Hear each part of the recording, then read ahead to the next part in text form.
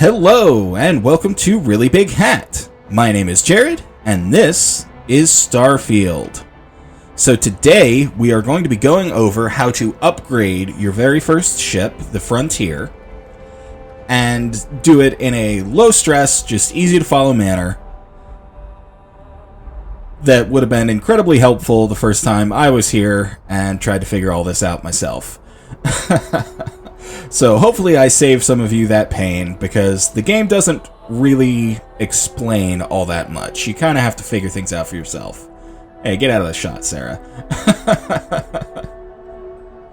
But anyway, let's move right along. So we are here on planet Jemison, city of New Atlantis. This is the first major city that you will travel to in the main quest line. So this is the best place to start upgrading your ship. So you just go over and talk to the ship services technician here. Anything I can help you with? You go to view and modify your ships, and then you'll see a list of your ships. As this is a game where I have saved it right before I upgraded my first ship, we are right here. I'm at level 7. I don't have any skills or anything that's going to give me more options. So you can do this at any point in the game. So as soon as you get to New Atlantis here, you can do all the same things I'm doing, so long as you've got the credits. I've managed to save up 43,000 credits, and that's enough to pretty much fully upgrade this entire ship. So if you've got less than that, you don't need to upgrade literally everything, but just go ahead and follow along and see what you actually want to upgrade, what you don't, and we'll just take it from there. So the first thing I'm going to do is I'm going to go into the upgrade ship menu, and what I want, I'm going to go into shipbuilder. I'm going to go into shipbuilder first. I got them backwards in my head. I forgot which one was which. So first, we're just going to set the landing gear aside, because we want extra bays. Or, not bays, habitats. See, I still don't have the lingo down. It's okay. But I do know what I'm talking about here. I've tested this out, and it's useful. So, we're going to go for the Nova Galactic Workshop and Science Lab. We're going to add both of these to the ship. So here is the science lab, and here's the workshop, and we're just going to click them onto the sides there, and then we're going to replace the landing gear here, right back where it was on the side of the ship.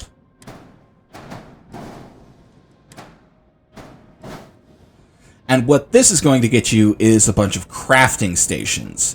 So you're going to have stations where once you get the research done for it and the skills unlocked for it, you'll be able to upgrade your weapons, your spacesuit, all sorts of stuff. So that's why we want those.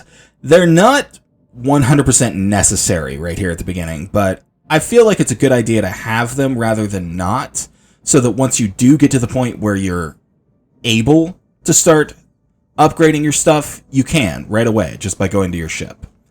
So that's what we're going to do here, and that's all we're going to do. Now, the reason that I'm using these Nova Galactic parts instead of the Deimos parts is twofold. One, it's because this centerpiece and the cockpit and all this other stuff is already Nova Galactic, so it just kind of fits with the overall aesthetic the Frontier already had.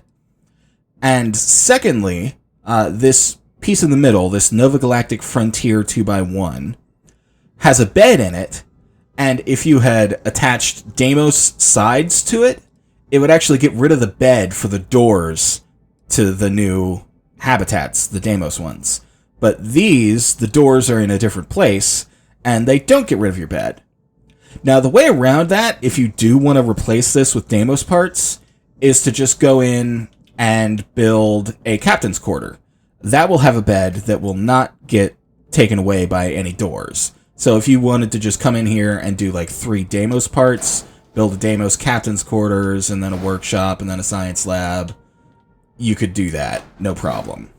But we're not going to be doing that. This is much easier, and it keeps the overall aesthetic of the ship the same. So we're going to hit flight check.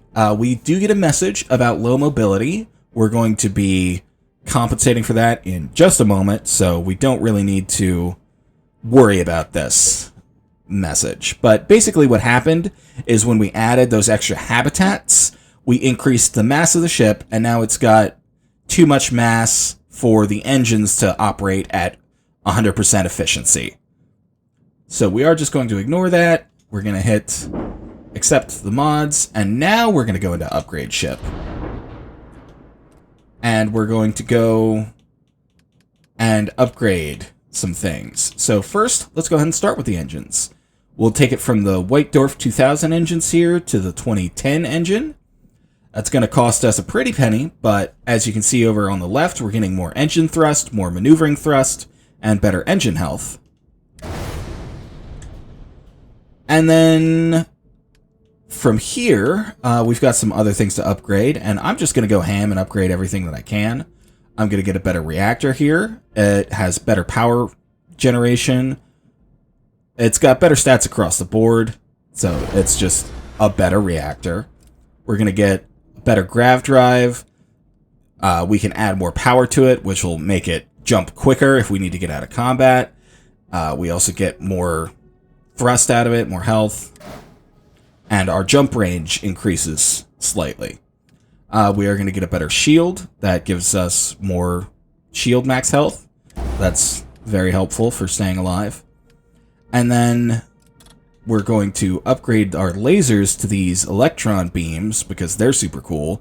They do a boatload more hull damage and shield damage than the original lasers that we had.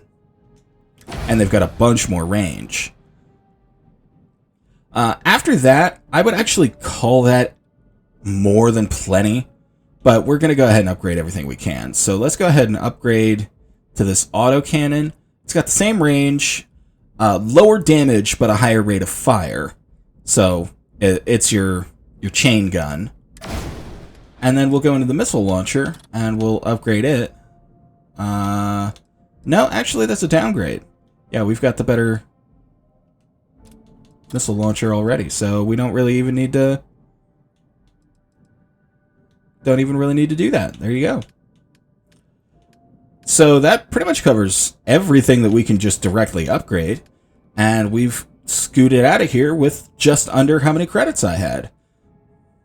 So we'll go ahead and exit, accept the modification, and there we go. We have a newly minted, upgraded Frontier.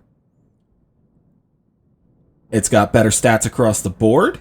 It's got extra bays for us to do crafting in.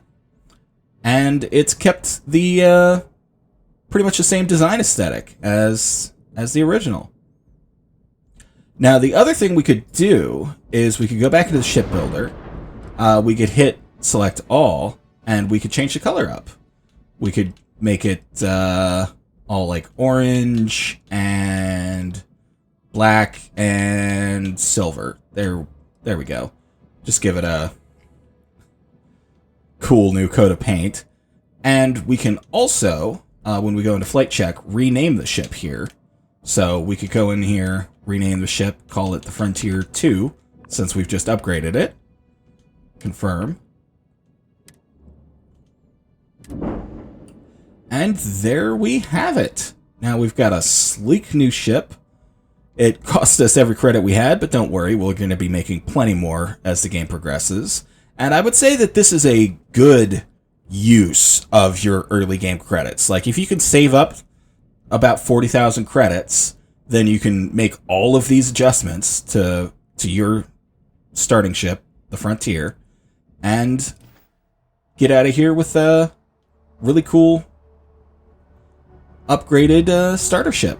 So let's go ahead and go inside and look around. I'll show you the crafting stations and stuff.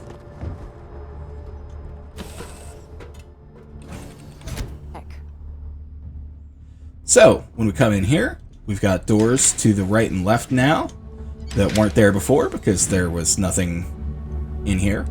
Over here, we have an industrial workbench, a weapon workbench, and a spacesuit workbench. Those are all useful to craft different things. You know, the industrial workbench, this is mainly stuff for like your outposts.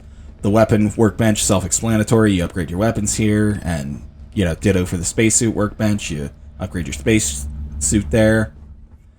And then back over here, we've got a pharmaceutical lab. We've got, she's right in front of it, we've got a research lab there. And then, I believe, yeah, we also have a galley. So we can cook here, too. Which is pretty cool. And we also have just extra space on the ship. There's more places to go.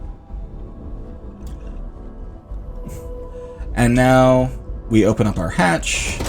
I'm going to go ahead and take off, show you the takeoff sequence. And then we're going to go into space and see if we can't find somebody to shoot at to just give it a final test.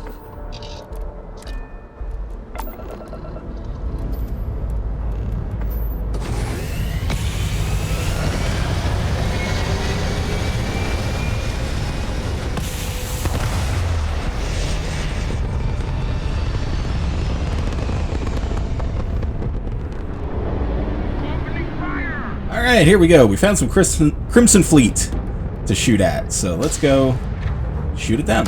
So you can see we've got like really long range lasers. We're getting them from all the way over here. And they do really good hull damage. They're awesome. So now we can come over here and engage them, hopefully. Hopefully we don't get our butts kicked here, because we are kind of surrounded. But these are kind of low-level guys that we shouldn't have too much trouble with. Let's go ahead and chase him down.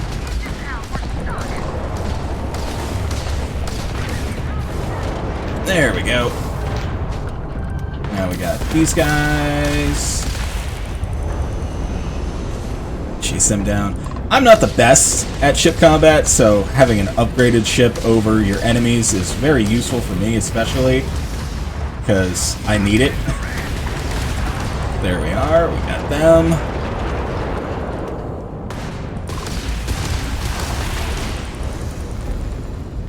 Let's get turned around here. Just unload. There we go. So there you have it. There was a really good combat test for our new ship. It acquitted itself rather well. And yeah, that's gonna do it. That's a good little show and tell. So I will call this an episode, and I will just say I will see you guys next time. Later.